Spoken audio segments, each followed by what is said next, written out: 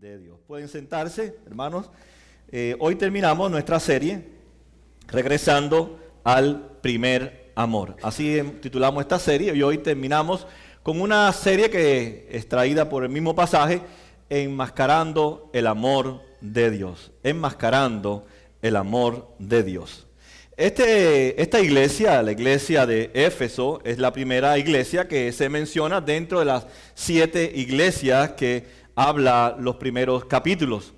Y cuando dice Juan, las 7 iglesias, está hablando que estas iglesias representan las iglesias de todas las épocas, de toda la historia de la iglesia, representan, y cada una de estas iglesias, hay algo siempre en las iglesias actuales y en la iglesia del pasado. Por tanto, Juan dice que esta enseñanza a través de estas 7 iglesias es aplicable también a la iglesia de hoy. Cada una de estas iglesias o estas cartas que Dios o Jesús envía al ángel de la iglesia, que es el pastor de la iglesia. Ángel en el griego quiere decir mensajero. Quiere decir que se la manda al mensajero, al portavoz de la iglesia. Vemos que hay 3 cosas. Primero, hay un comentario inicial. Segundo, hay una palabra de corrección. Y tercero, hay una palabra motivadora que trae esperanza y a la misma vez quiere sanar el problema que tiene la iglesia. No voy a hablar en todo lo que se pudiera decir sobre el capítulo 2, porque estoy siguiendo la serie sobre regresando al primer amor. Se puede hablar mucho sobre estos 7 versículos, pero voy a centrarme solamente donde dice Juan a la iglesia: has perdido tu primer amor. Hoy la iglesia del siglo de hoy sigue teniendo los mismos desafíos que la iglesia a la cual escribe el apóstol Juan. Nosotros seguimos teniendo con el problema del amor. Sigue todavía siendo un problema para la iglesia del siglo XXI el amor. Y lo que hemos hecho, como en el tiempo de Juan, es enmascarar el amor a través de actos religiosos, porque somos una cultura muy religiosa. Y Juan se centra en esta verdad de la iglesia de Éfeso, que el fundador fue el apóstol Pablo, que le dedicó 3 años, y tuvieron 2 buenos pastores. O sea, no podemos echarle la culpa solamente a Pablo, sino que Pablo envió a Apolos. Apolos es una persona muy elocuente que le enseñó a la iglesia de Éfeso a evangelizar. Y posteriormente también manda a su hijo en la fe, a Timoteo, en el cual era un gran teólogo, como era el apóstol Pablo. Por eso usted ve dentro de la carta cómo esta iglesia defendía la fe que Timoteo le había enseñado a la iglesia, porque fue pastor de esta iglesia. En algún momento, con estos 3 grandes hombres, Pablo como fundador, Apolo como una persona muy evangelística y también Timoteo una persona muy teóloga, en algún momento de la historia la iglesia de Éfeso se involucró tanto en la cultura que comenzó a ponerse una máscara, como sale en la foto. Y Jesús le envía esta carta. La iglesia pasaba por el problema de enmascarar el amor de Dios. Y necesitaban escuchar la voz de Jesús. Como también nosotros necesitamos escuchar la voz de Jesús. Si usted nota como un patrón dentro de las iglesias que escribe Juan, siempre le dice lo bueno que están haciendo, pero por otro lado le dice lo que está mal en la iglesia. Y nosotros necesitamos escuchar las 2 cosas, las cosas buenas que hacemos, pero también necesitamos ser corregidos, porque Dios todavía está perfeccionando su obra en nosotros. Si decimos que nuestra vida está perfecta, que está bien, ya estamos mal. Jesús tiene que seguir hablándonos a nosotros para seguir corrigiendo esas áreas que todavía no han sido perfeccionadas por su amor. Así que tenemos que aprender, dice Juan, a escuchar la voz de Jesús. Necesitamos entonces ser corregidos. Y es difícil esta parte del amor. Usted nota, mismo Juan en su evangelio, centra todo su evangelio en un grupo llamado los gnósticos, ¿verdad? Cuando ya hablaban del desarrollo del pensamiento, pueden llegar a ser como Dios, pero desmembraban el evangelio y lo quitaban el amor y solamente quedaban en la gnosis, en el conocimiento, en lo intelectual. Y Dios inspira a Juan para hablarle del amor. No es malo el pensamiento, no es malo la inteligencia, pero sin amor todo se desvanece. Y Juan continúa en su carta a los Éfesos, a la iglesia que está en la ciudad de Éfeso, a retomar otra vez el mismo tema que él lleva en su evangelio, el amor. Pero este problema que tenía la iglesia era que estaba enmascarando en sus vidas el amor. Por eso Jesús le dice, tengo en tu contra que has abandonado tu primer amor. Cuando usted lee la carta, yo creo que usted tiene que hacerse esa pregunta, aunque yo no estaba allí en Éfeso, ni fui parte de la iglesia de Éfeso, pero si yo hubiera estado allí en la iglesia de Éfeso y Jesús me dice a mí, mira, que conozco tus obras, tu arduo trabajo, que perseveras, que no soportas a los falsos apóstoles, cosa que hay tantos hoy, que no soportas sin embargo a los nicolaitas, que son una filosofía, y algunos dicen que es Nicolás, que traía la inmoralidad a la iglesia. Uno puede decir, wow, pero si tenemos tantas cosas buenas, ¿por qué Jesús nos reprende? Yo me hubiera molestado con Jesús, personalmente. Le hubiera dicho, Jesús, tú no tienes en cuenta entonces todo mi sacrificio, todo lo bueno que yo hago. Así que la iglesia de Éfeso se tuvo que sentir molesta con Jesús por la corrección que Jesús le hace a la iglesia. Pero nosotros tenemos un problema con el amor. Nuestra forma de amar es discriminada. Amamos a ciertas personas, a otros no los amamos. Amamos a nuestra familia, pero no amamos a las familias de los demás. Amamos a nuestros hijos, pero no amamos a los hijos de los demás. Queremos todo el bien para nuestros hijos, pero no deseamos el mismo bien para los hijos de los demás. Así que amamos en una forma discriminada. Somos selectivos para amar. Pero a la misma vez, por el otro lado, queremos mostrar y llegar a la conclusión de que de verdad amamos a todo el mundo. Amamos a cada persona que se nos presenta. Y Juan en esta carta quiere mostrarle a la iglesia de Éfeso que ellos tienen muestra de una discriminación en cuanto a su forma de amar. Pero para que no se vea, están enmascarando el amor de Dios a través de la religión, a través de actos, de hechos que ellos han mostrado a través de la iglesia. Y Jesús quiere restaurar la iglesia. Ese es el propósito de la carta, restaurar a la iglesia, llevarla, como dijimos la semana pasada, a ser una iglesia que es un sacrificio vivo a Dios, una iglesia que adora espiritualmente, que sirve, que ama a la iglesia. Ahora, ¿por qué llegaron ellos a este problema? ¿Por qué llegamos nosotros, los cristianos del siglo XXI, a enmascarar de una forma que yo diría tan profesional el amor de Jesús en nuestra vida? ¿Qué quiere decir enmascarar? Es ponerse una máscara, mostrar una cosa que no es real. Que decimos que amamos a Dios, pero en la práctica no lo amamos según nosotros lo declaramos. Y uno de los problemas que tenía la iglesia era con los mandamientos de Dios. Y es uno de los problemas que tenemos nosotros con los mandamientos de Dios. Es cierto que Jesús nos dice que cómo vamos a ser sus discípulos si no obedecemos sus mandamientos. Todo discípulo debe obedecer sus mandamientos, pero hay un problema con los mandamientos. O nosotros tenemos un problema con los mandamientos. Nosotros con algunos mandamientos enmascaramos el amor de Dios y le mostramos a Jesús que lo amamos, como hizo aquel joven rico que le dijo, yo he guardado toda la ley. Sí, le dice Jesús, es cierto que ha guardado toda la ley, pero no es cierto que es toda, sino solamente ha guardado 6 mandamientos. La ley está dividida en 2 partes, 4 que tienen que ver con Dios y 6 que tienen que ver con el prójimo. Nosotros no tenemos problemas con los otros 6. Cuando alguien comete un adulterio, ¿qué usted le hace? Usted lo señala. Hay que disciplinarlo porque cometió adulterio. Cuando usted le miente al gobierno y lo cogen en la mentira y sale por el noticiero, el pastor Juan Pablo Sánchez dijo una gran mentira. ¡Wow! ¿Es un problema o no es un problema? Cuando usted codicia a la mujer del otro, o la tienda del otro, o el negocio del otro, oye, qué ambicioso, qué egoísta. ¿Lo criticamos o no? Quiere decir que entonces Jesús le dice a este hombre rico y la iglesia de Éfeso, ustedes no tienen problemas con los mandamientos entre ustedes. No tienen problema. Ustedes hacen muy buenas obras. Aún los no cristianos tienen orfanatos. Ricky Martin, ¿verdad?, que no es cristiano, él manda dinero a lugares donde están los niños pobres.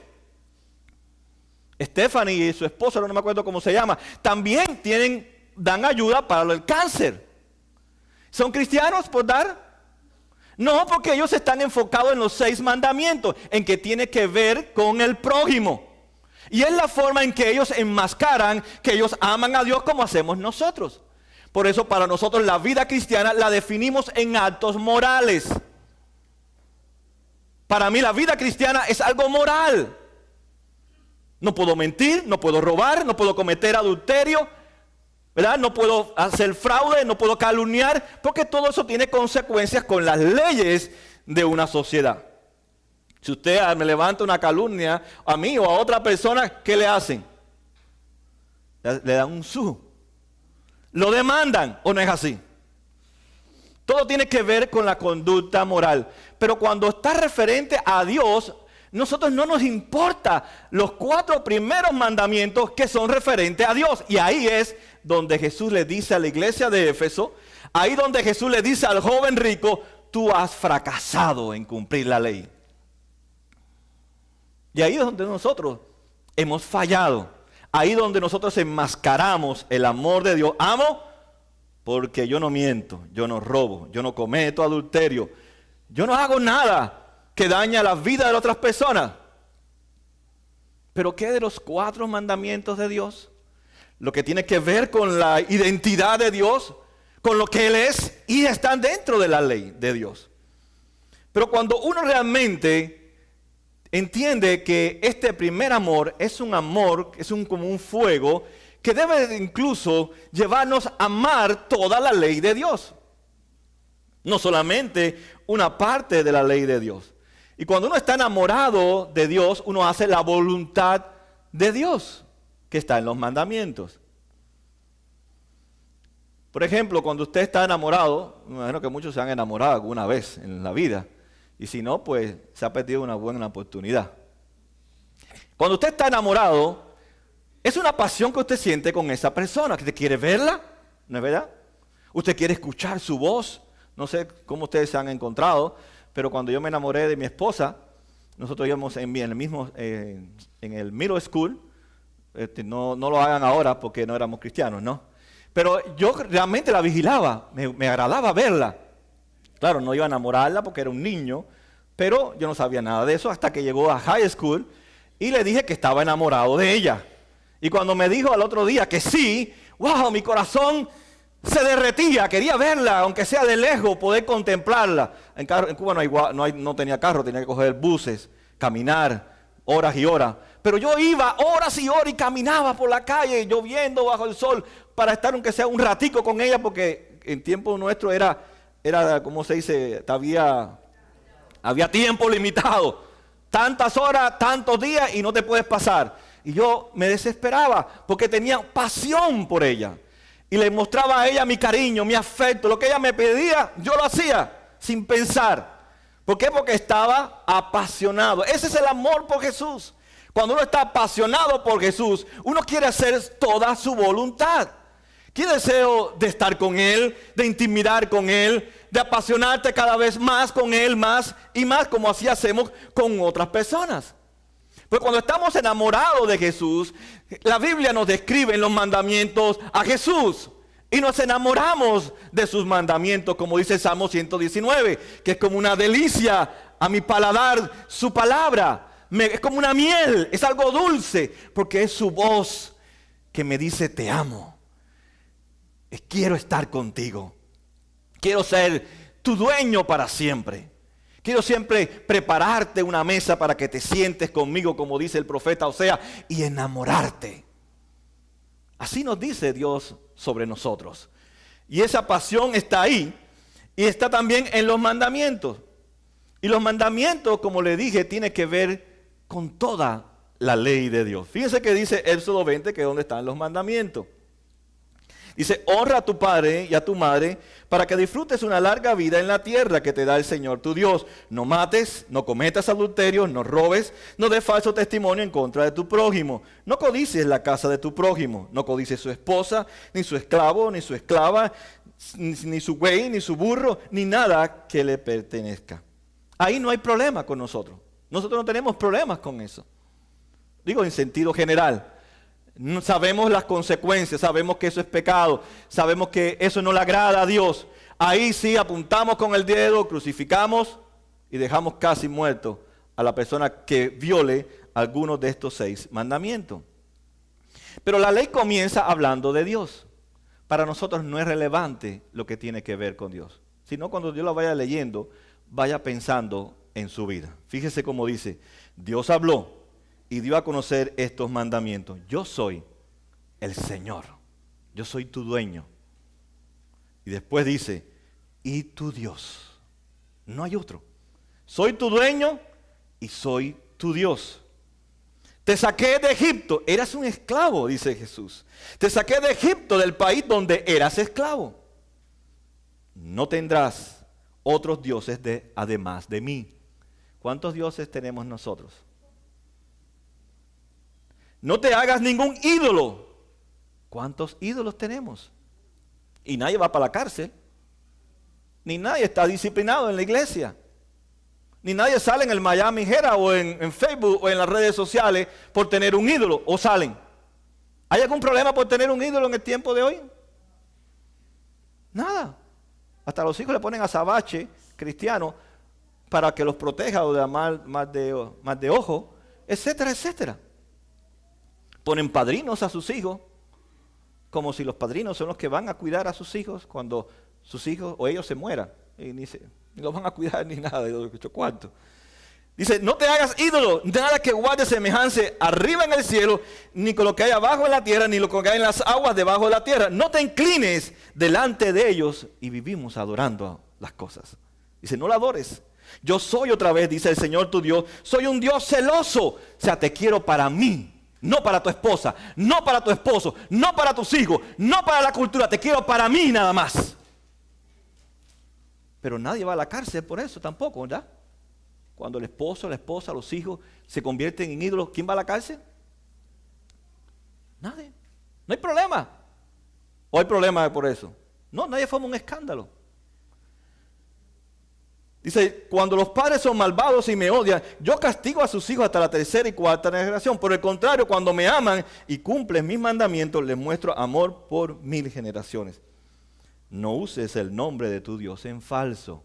¿Cuántas promesas usted ha hecho y no ha cumplido? ¿Lo llevamos a la cárcel?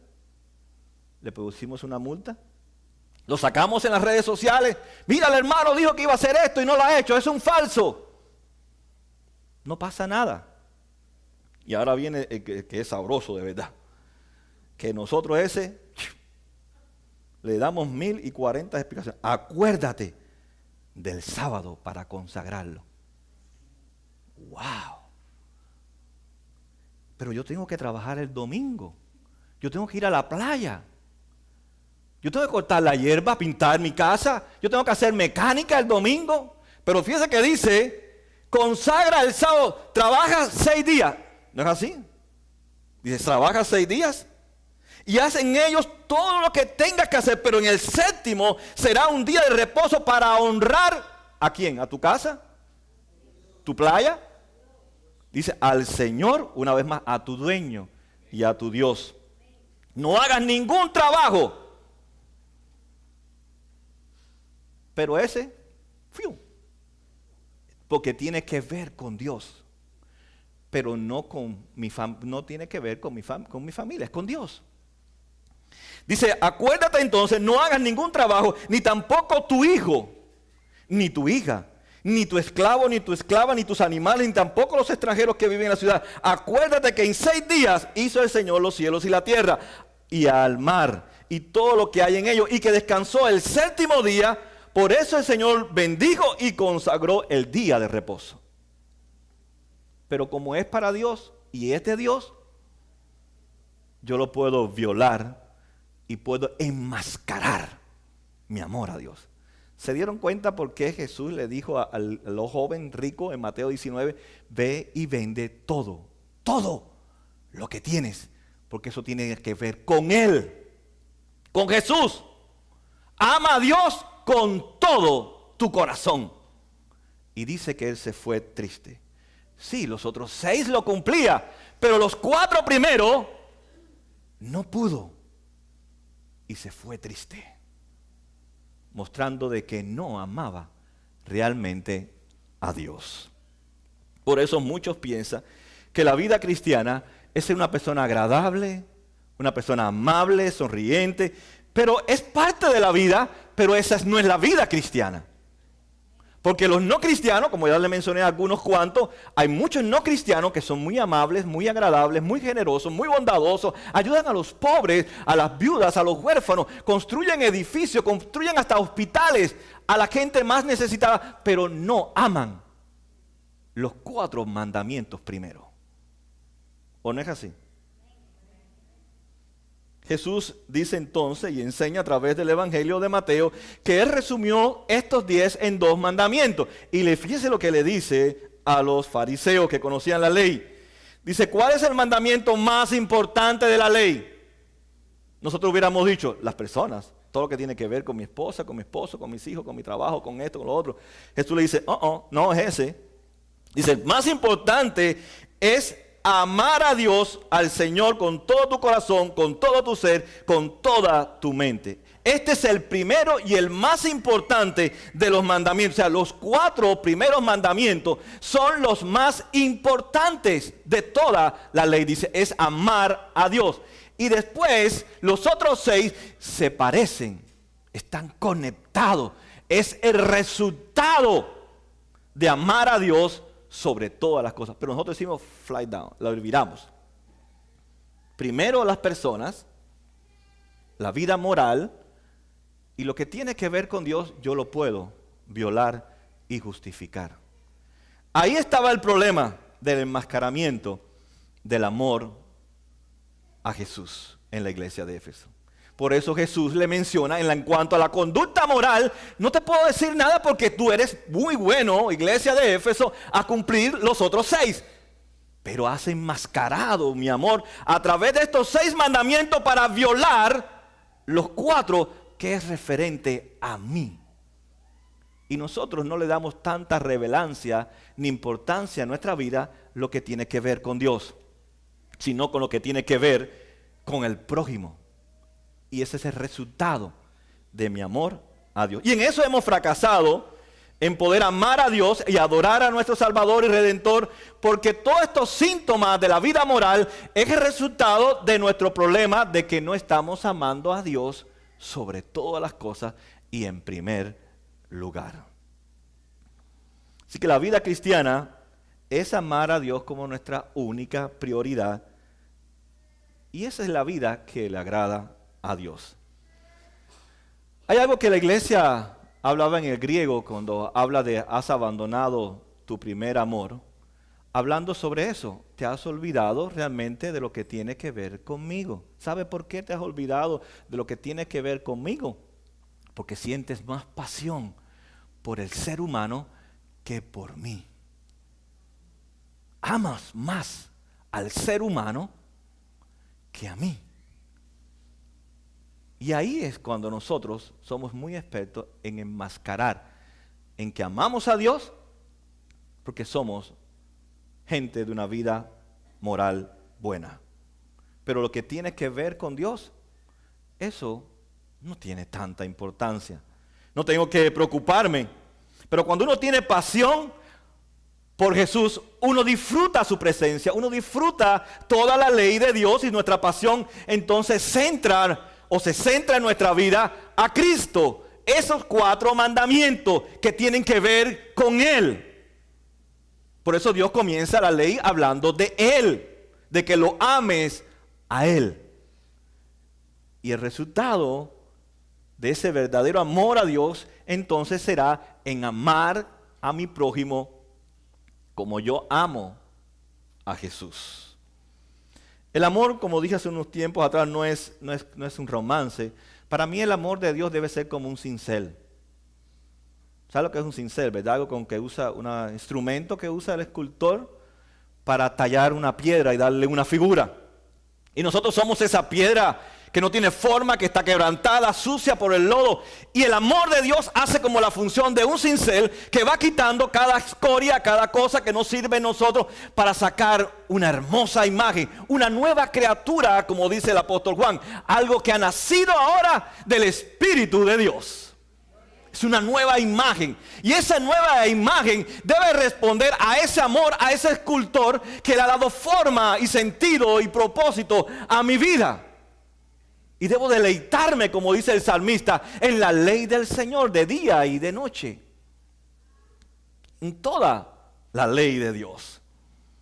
Jesús le reclama a la iglesia: has abandonado tu primer amor, has abandonado tu pasión, has sido capturada por la pasión hacia el ser humano y hacia las obras que hace, y has perdido la pasión a la cual se refiere a mí, a mis mandamientos.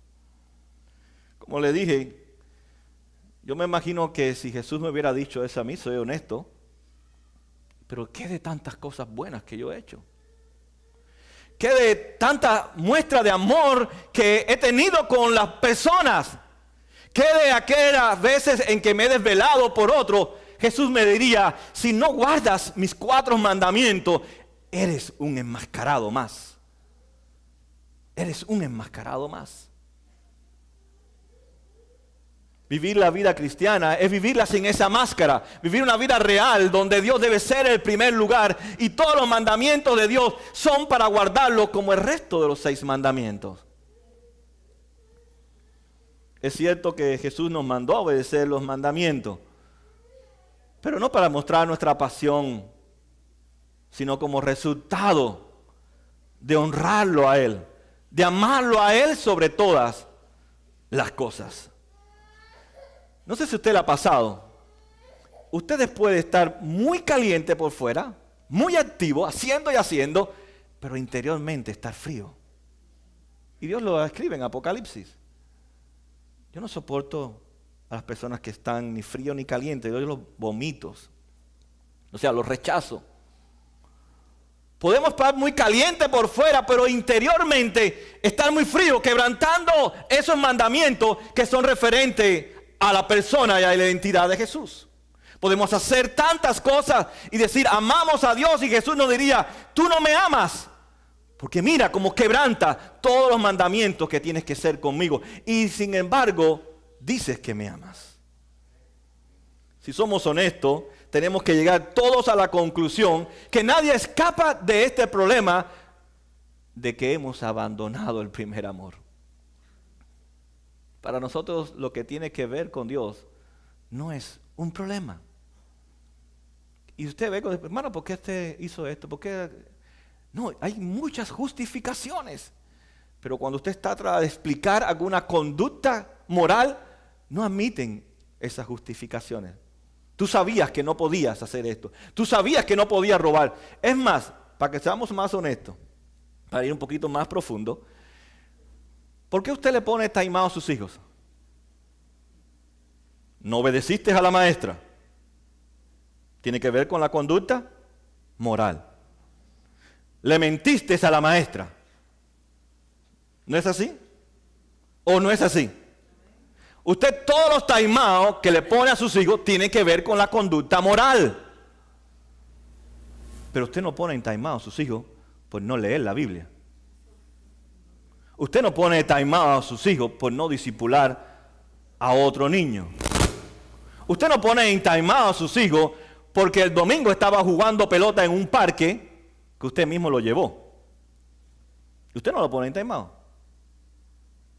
¿O usted lo pone en timeout? Fíjense como nosotros los cristianos nos cogemos fácil. Además que evaluando nuestra vida, y yo cometí también esos pecados, no crea que estoy libre de eso, le daba más énfasis a la vida moral de mi hijo en las escuelas hasta que entendí, no, aunque tú seas un limpiapiso, prefiero que seas un cristiano. Que guardes el día del Señor. Y ellos saben cuál es mi posición. Yo no quebranto el día del Señor. Y ellos saben que yo no me quedo en mi casa, ahí tengo testigos. Yo salgo a santificarlo, a hacer algo por él. Porque me dio 6 días para yo poder hacer toda obra. si notamos nuestra propia vida, declara qué tan importante para nosotros en la crianza de nuestros hijos es la parte de los 6 mandamientos. Pero los otros 4 primeros no les hacemos énfasis, ninguno en la casa. Es más, cuando usted mira sus sábanas, sus toallas, sus calzoncillos, su underwear, ahí está Batman, Ninja Toro, la otra muchachita, a Dora, la exploradora, y a Miguelito. Ahí tienen todos sus ídolos, todo. Pero Jesús no está por ninguna parte, no está. Porque para nosotros los primeros 4 mandamientos no son relevantes. No importa. Pareciera que como mi esposa sí me ve, pero Dios no me ve. Como que mi esposa sí me escucha, pero Dios no me escucha. Cuando yo tomo el nombre de Dios en vano. Y podemos aparentar muchas cosas y estar frío. Por eso Jesús le dice, sé que aborrece las prácticas inmorales de los nicolaítas. Sé que también tienes una sana doctrina, gracias a Timoteo. Ustedes no soportan a los falsos apóstoles. Y eso va a venir el próximo, en octubre, para que se preparen los falsos apóstoles de las Escrituras. ¿Verdad? Que sé que a los falsos apóstoles, ustedes son muy buenos para identificarlo. Pero han fallado en amarme. Han fallado. No sé, hay una historia en el Evangelio que nos da más amplitud, es Marta y María. ¿Se acuerdan de Marta y María? Marta era una persona que siempre estaba trabajando. Ella enmascaraba su amor por Jesús. Ella siempre estaba sirviendo y sirviendo. Mientras que, esa era Marta, mientras que María, ¿qué hacía? Ella estaba escuchando al maestro, obedeciendo al maestro y siguiendo al maestro. Ella dejaba que la voz de su maestro impactara y cambiara su vida. Tal vez no hacía tantas cosas de los 6 mandamientos, pero sí hacía todo lo que tenía que ver con adorar la presencia de su Salvador y Redentor que tenía allí. Muchos nos preocupamos por lucir bien físicamente, intelectualmente, académicamente, pero sin embargo no nos preocupamos cómo lucimos espiritualmente frente a Dios. Y Dios no ha terminado su obra. Él sigue perfeccionando su obra en nosotros. Podemos estar leyendo la Biblia, estudiando la Biblia, ayudando a otras personas a ser discípulos y a discipular.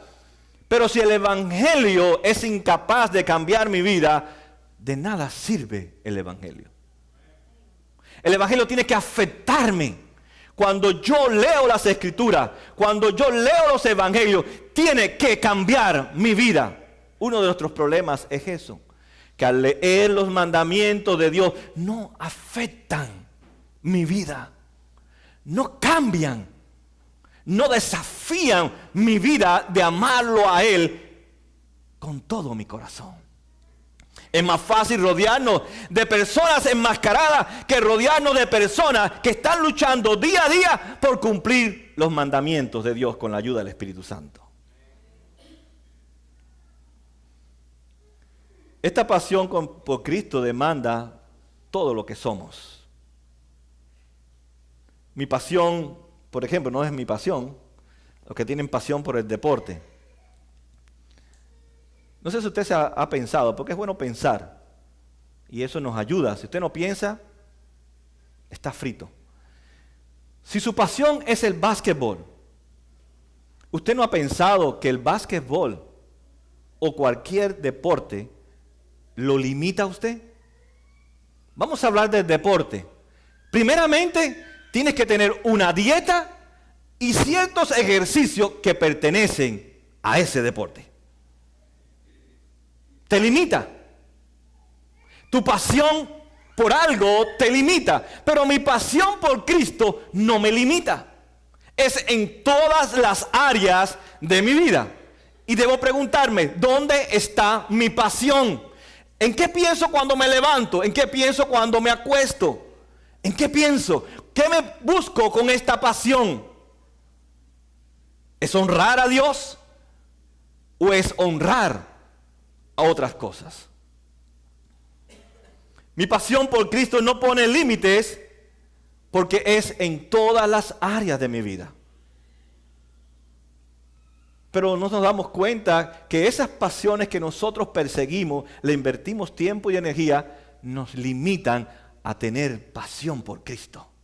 Nos roban el tiempo, la energía, la fuerza, porque esa es mi pasión. Y ahí se va todo mi amor hacia esa cosa. Sin embargo, a pesar de cómo era la iglesia, Jesús estaba en medio de la iglesia. Y es la tercera parte del mensaje. Él da una promesa de esperanza. Una promesa de cambio. Esa es la esperanza, de cambio.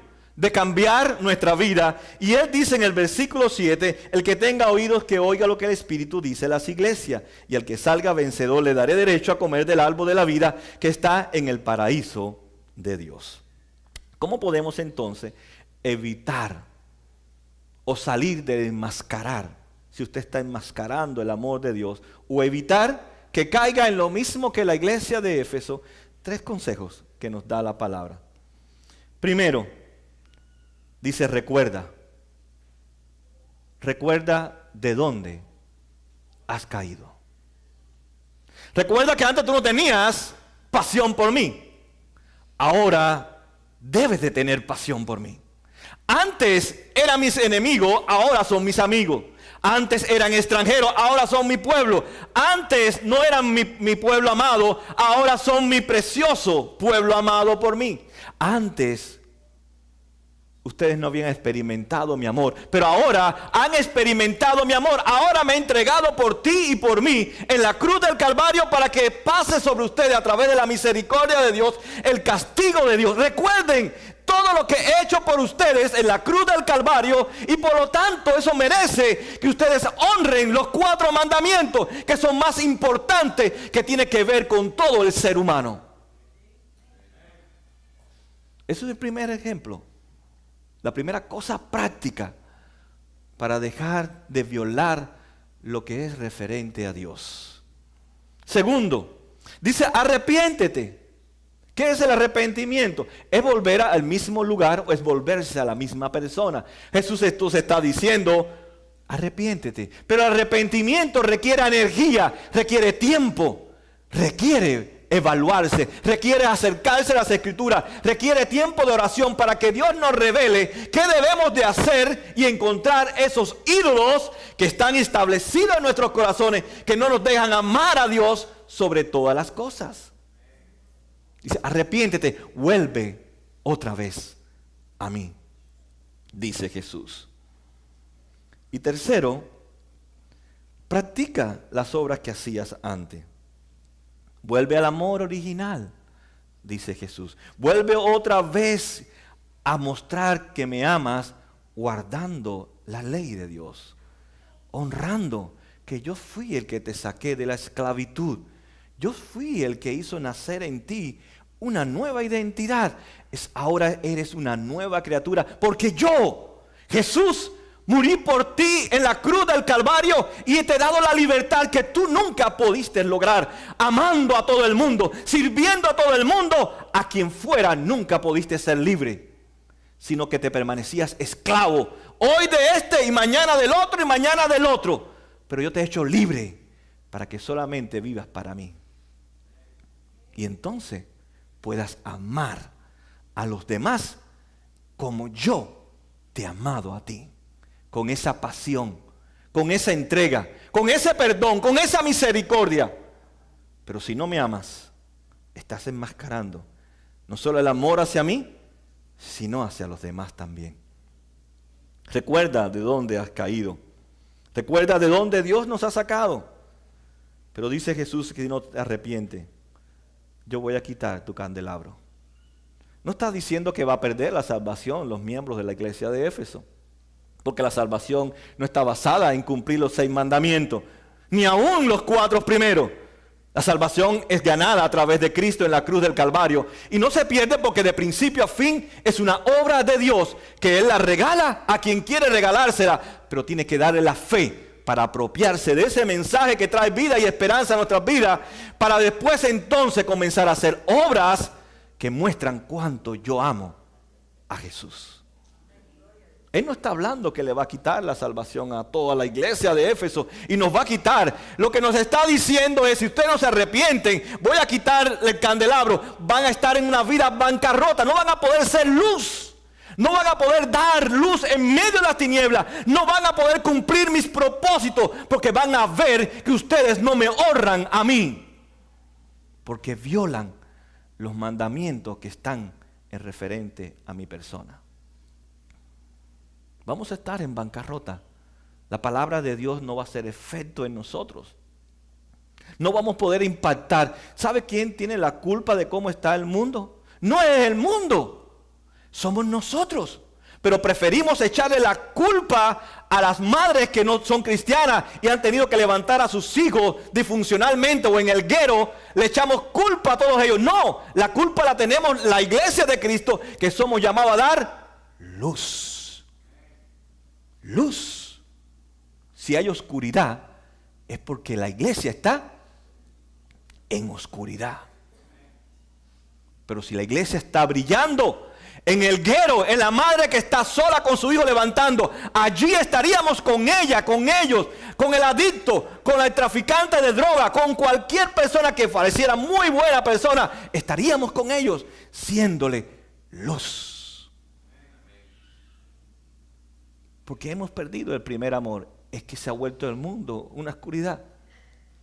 Solamente el 11% de la iglesia en los Estados Unidos impacta la cultura norteamericana. Eso no es nada. Hay casi 300 millones de habitantes en Estados Unidos. Un 11% es casi, no llegamos casi a 2 millones de personas. No estamos impactando porque estamos viviendo a la corriente de la cultura. Vivimos tan enmascarados como ellos. ¿Tenemos el mismo problema o no tenemos el mismo problema? Tenemos el mismo problema. Pero hay esperanza. Jesús está de nuestro lado. Jesús está en medio de nuestra iglesia, en medio de la iglesia de Éfeso, porque Él nos ama y Él quiere que nosotros le amemos a Él sobre todas las cosas. Concluyo entonces diciéndote, ¿dónde te encuentras en tu relación con Dios? ¿Dónde? ¿Dónde te encuentras? ¿Estás pensando, dónde está tu pasión? ¿Estás pensando si estás viviendo realmente el amor con pasión hacia Jesús? ¿O estás enmascarando tu amor haciendo buenas obras? ¿Es mi pasión el básquetbol? ¿Es mi pasión tener un cuerpo muy bonito? ¿Es mi pasión ser una persona exitosa? ¿Es mi pasión ser una persona que sea admirada, famosa por el mundo? Si esa es tu pasión, has perdido el primer amor. Porque ese te va a robar todo lo que le pertenece al primer amor. Si quieres recuperar ese amor, regresa al Evangelio. El Evangelio es lo que Cristo hizo por nosotros. Examínate. ¿Por qué te esfuerzas cada día? ¿Por qué te levantas cada día? ¿Cuál es tu motivación? Si es Cristo o no es Cristo. Arrepiéntete, dice Jesús, para que no seas una persona, un cristiano ineficaz, que pueda ser luz en tu trabajo, en tu escuela, donde quiera podamos ser luz en medio de la oscuridad. Jesús le dice a la iglesia, el que tenga oídos, que oiga lo que dice el Espíritu a la iglesia. El que salga vencedor, le daré el derecho de comer del árbol de la vida que está en el paraíso de Dios. Nuestra pasión por Cristo es la que llena nuestras vidas. Y ese amor por Cristo no debe ser comparado con ningún otro amor. Es insuperable. Él es el que debe de llenar todos los vacíos en nuestros corazones. Mi oración es, hermano, no enmascare más el amor a Dios. Quítese la máscara. Es difícil. Es difícil porque estamos acostumbrados a vivir con máscaras, aparentar lo que no somos. Pero Jesús le invita a la iglesia de Éfeso y a nosotros, quítate la máscara y cumple, deleítate en todos los mandamientos. Santifica este día que Dios te ha dado. Hónralo. No te hagas ídolos. No te hagas imágenes. No des falsos testimonios, pero tampoco tomes el nombre de tu Dios en vano. Que nuestro sí sea sí y nuestro no sea no. Si digo que voy a hacer esto por Cristo, aunque caiga en mí trueno del cielo y aunque se inunde toda Galiαία, yo llego en bote, porque yo dije sí. Y no puedo dar un falso testimonio de Cristo. Cada cosa que tiene que ver con Dios, piénsela antes de ver y aférrese al que es relevante en su vida. Pongámonos de pie para orar.